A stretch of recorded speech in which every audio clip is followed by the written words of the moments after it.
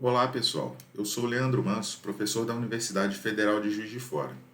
Esse vídeo faz parte do material da disciplina Software Embarcado para os cursos de Engenharia Elétrica. Na aula de hoje estudaremos sobre os semáforos. Os semáforos são objetos do kernel que permitem realizar sincronização de atividade entre tarefas e garantir acesso exclusivo a recursos compartilhados. Múltiplas threads concorrentes precisam ter uma forma de sincronizarem sua execução e o acesso exclusivo a determinado recurso compartilhado. Para isso, o kernel possui os semáforos e os serviços de gerenciamento de semáforos. Um semáforo é um objeto do kernel que uma ou mais threads de execução podem adquirir ou liberar para propósitos de sincronização ou exclusão mútua. Então a gente vai ver que os semáforos eles são objetos globais do kernel que qualquer task do nosso sistema pode adquirir ou liberar para um desses objetivos aqui.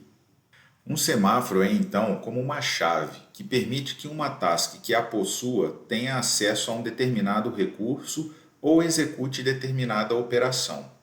Um único semáforo pode ser adquirido um número finito de vezes. Se o limite for atingido, outra task só poderá adquiri-lo quando alguma task que o possua o libere. E aí, mais para frente, a gente vai ver que se o semáforo já foi adquirido pelo número máximo de vezes, a task que tentar adquirir ele depois disso poderá optar por se bloquear à espera desse semáforo. Quando um semáforo é criado, o kernel atribui a esse semáforo um bloco de controle, o semáforo control block, um ID, um valor. Esse valor vai depender do tipo do semáforo. Se for um semáforo binário, esse valor vai poder ser 0 ou 1. Se for um semáforo contador, aí vai depender do número máximo de contagens definido para esse semáforo. E é associada a esse semáforo também uma task waiting list, que é uma lista das tasks que estão bloqueadas à espera desse semáforo. Através desse contador, o kernel mantém o controle de quantas vezes o semáforo foi adquirido ou liberado. Esse contador é inicializado quando o semáforo é criado, e cada vez que o semáforo é adquirido, ele é decrementado, e cada vez que o semáforo é liberado, o contador é incrementado. Sendo assim, quando o contador é igual a 0, nenhuma outra task pode adquirir o semáforo e pode optar por bloquear-se à espera do mesmo. A Task Waiting List, como eu falei, é uma lista das tasks que estão bloqueadas naquele semáforo, vai manter as tasks ou por ordem FIFO, por ordem de chegada, first in, first out, ou em ordem de prioridade. Para os algoritmos de escalonamento que a gente está estudando, que são baseados em prioridade, a Task Waiting List vai ser ordenada dessa maneira. A task mais prioritária vai ficar na frente da fila. E se houverem tasks de mesma prioridade, aí sim elas vão ficar na fila por ordem de chegada. E aí, quando esse semáforo que está indisponível ficar disponível, o kernel vai pegar a primeira task da fila e deixar ela adquirir esse semáforo. E a partir daí, essa task vai para o estado ready ou running, dependendo da sua prioridade. Se ela for a task de maior prioridade naquele momento, ela vai para o running. Se não, ela vai para o ready. O primeiro tipo de semáforo que a gente vai ver é o semáforo binário. Sendo um semáforo binário, o seu contador só pode possuir dois valores, 0 ou 1. 0 significa que o semáforo está indisponível. 1 significa que ele está disponível. Os semáforos binários são considerados recursos globais, ou seja, toda task que necessita pode adquiri-lo. Aqui a gente tem um diagrama de estados do semáforo binário. Então, ele pode ser inicializado no momento da sua criação com o valor 1 ou com o valor 0. Se ele for inicializado com o valor 1, ele inicializa disponível. E aí, quando uma task o adquire, ele se torna indisponível. E estando indisponível, quando uma task o libera, ele se torna disponível. Uma possível utilização do semáforo binário é num esquema de sincronização wait signal. Nesse esquema, duas tasks podem se comunicar com o propósito de sincronização, mas sem trocar dados. No caso aqui, o nosso sistema tem duas tasks, a tSignal task e a tWait task, em que a wait task possui prioridade maior. Então, de acordo com o nosso algoritmo de escalonamento, tWait task executa primeiro. Porém, num determinado ponto da sua execução, ela precisa ter a informação se a Signal Task já executou ou não. E para isso, temos aqui o semáforo binário. Então, quando a Signal Task executa, ela libera o semáforo para a Wait Task ter essa informação. Porém, como a tWait Task executa primeiro, se ela não bloquear em nada, a Signal Task não vai executar nunca. Então, o que a Wait Task vai fazer? A aplicação inicializou com o semáforo indisponível, então a Wait Task aqui, no loop infinito da sua rotina, ela vai realizar um determinado processamento e quando ela quiser saber essa informação a respeito da execução da Signal Task, ela tenta adquirir o semáforo binário. Se ela consegue adquirir o semáforo, significa que ela pode continuar. Se não, ela se bloqueia à espera desse semáforo. Quando ela vai para o estado blocked, a Signal Task pode executar. A Signal Task, então, aqui também no seu loop da sua rotina, ela vai executar um determinado processamento e ela libera esse semáforo. Ela liberando esse semáforo, como a Wait Task tem prioridade maior e o que estava prendendo ela era o semáforo, a Wait Task entra em execução. E aí ela vai retomar sua execução a partir da próxima linha aqui, depois da linha em que ela tentou adquirir o semáforo. Então ela continua executando, roda no loop de novo e vai tentar adquirir o semáforo de novo. Quando ela vai tentar adquirir o semáforo de novo, o semáforo vai estar valendo zero. Por quê? Porque ela mesma já adquiriu esse semáforo. Então ela vai perceber que o semáforo está bloqueado, ela vai para o estado blocked novamente, libera para a Signal Task executar. A Signal Task continua sua execução aqui no loop, retorna e libera o semáforo. E aí a Wait Task é desbloqueada novamente e esse loop continua indefinidamente. Então a tWait Task executa, a tSignal Task executa e assim vai. Um outro tipo de semáforo é o semáforo contador. Diferente do semáforo binário, ele pode ser adquirido ou liberado várias vezes e ele utiliza um contador para manter esse controle. Se esse contador valer zero, significa que o semáforo está indisponível e quando o contador é maior do que zero, o semáforo está disponível. Também são recursos globais e toda vez que uma task realiza a operação de liberar o semáforo, o contador é incrementado. Quando uma task realiza a operação de adquirir esse semáforo, o contador é decrementado. E aí, aqui tem um ponto importante, que tanto o semáforo contador quanto o semáforo binário, uma task que não os adquiriu consegue os liberar. Mais para frente a gente vai ver o que pode acontecer numa situação dessa. Aqui temos então um diagrama de estados para o semáforo contador. Ele pode ser inicializado como disponível, então ele vai ser inicializado com um valor diferente de zero, ou inicializado como indisponível, valendo zero. E aí, de acordo com o que ele vai sendo liberado ou adquirido, ele vai estar em um desses dois estados aqui, disponível ou indisponível. Uma utilização possível para o semáforo contador é numa aplicação em que é necessário uma sincronização credit tracking. E aí o que acontece? Nós temos novamente a task signal e a task wait, só que agora a task signal pode executar várias vezes antes da task wait executar. Só que aí a task wait precisa saber quantas vezes a task signal executou. Então a gente pode utilizar um semáforo contador para fazer esse controle. De forma que toda vez que a Signal Task executa, ela libera o semáforo contador. Então o contador dele vai ser incrementado. E a Task Wait aqui no seu loop infinito, ela vai tentando adquirir o semáforo contador.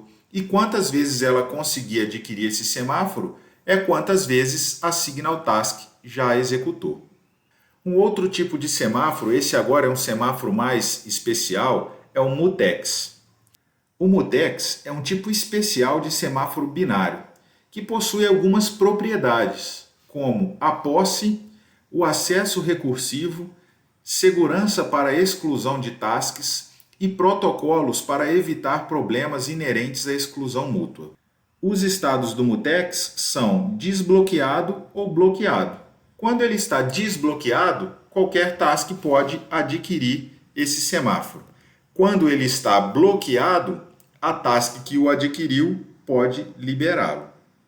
Então temos aqui um diagrama de estados do mutex, em que ele pode estar em dois estados possíveis, desbloqueado ou bloqueado. E aí aqui a diferença para o semáforo binário é que, estando bloqueado, ele pode ser bloqueado outras vezes. Mas a gente vai ver mais para frente que ele só pode ser bloqueado várias vezes pela mesma task. Tasks diferentes não conseguem bloqueá-lo, como é o caso do semáforo contador. E aí agora vamos ver com mais detalhe essas propriedades do mutex. Primeiro, a posse, a ownership do mutex. O direito à posse do mutex ele é adquirido quando uma task bloqueia o mutex. E ele é perdido quando essa task o libera. E o que essa posse diz? Diz o seguinte, que quando uma determinada task tem a posse do mutex, ou seja, ela o bloqueou, nenhuma outra task pode desbloqueá-lo ou bloqueá-lo. Então, quando uma determinada task bloqueia o mutex, ele é só dela. Nenhuma outra task consegue acessar esse mutex. Qualquer task que tentar bloquear esse mutex vai perceber que ele não está disponível e pode optar por ficar bloqueada à espera desse mutex. O bloqueio recursivo. Ele permite que a task que possui o mutex o bloqueie múltiplas vezes. O mutex com essa propriedade é chamado de mutex recursivo. E ele é útil quando várias rotinas da mesma task necessitam acesso exclusivo a um determinado recurso. A gente vai ver um exemplo um pouquinho mais para frente. Este bloqueio recursivo ele evita o que a gente chama de deadlock, que é o intertravamento do nosso sistema, em que nenhuma task consegue executar, porque elas estão bloqueadas, cada uma esperando pela liberação de um recurso que a outra está prendendo. E aí, como existe essa possibilidade da mesma task bloquear o mutex diversas vezes, é necessário um contador para manter o controle de quantas vezes aquele mutex foi bloqueado. Esse contador é o denominado lock count.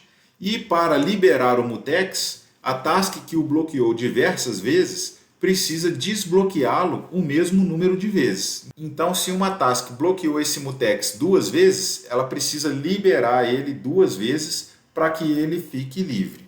Quanto à segurança para a exclusão de tasks, ele evita que uma task seja deletada prematuramente.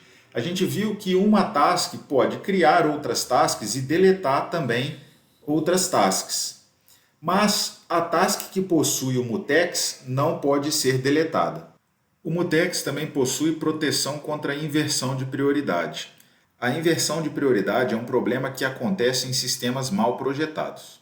Ela ocorre quando uma task de maior prioridade está bloqueada à espera de um recurso que está sendo utilizado por uma task de menor prioridade, que foi interrompida por uma task de prioridade intermediária.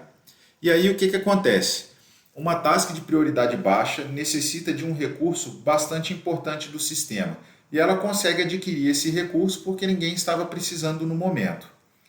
E essa task de prioridade baixa foi interrompida por uma task de prioridade média.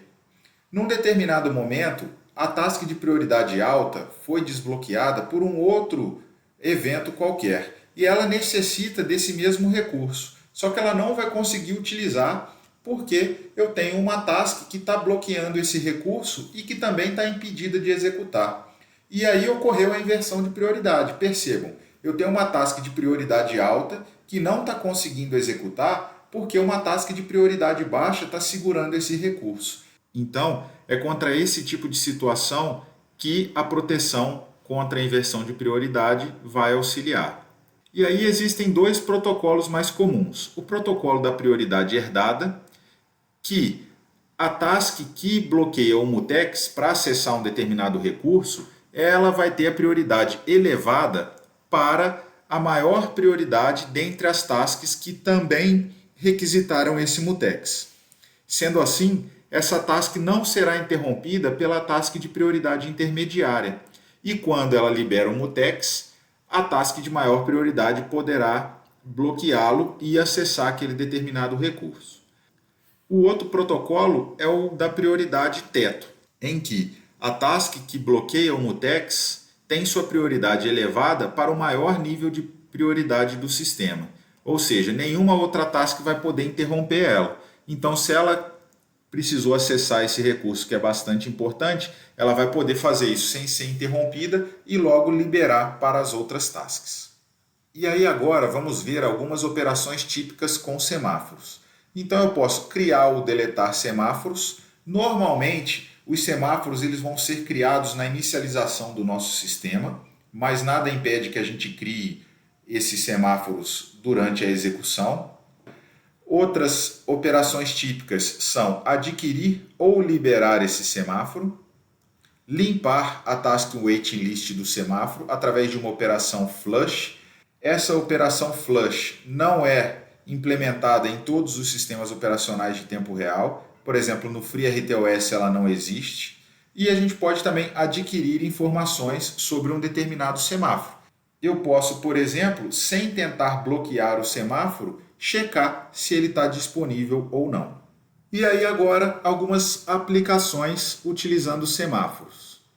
Uma das aplicações a gente já viu anteriormente, que é sincronizar atividades, ou seja, sincronizar a execução de duas ou mais tasks.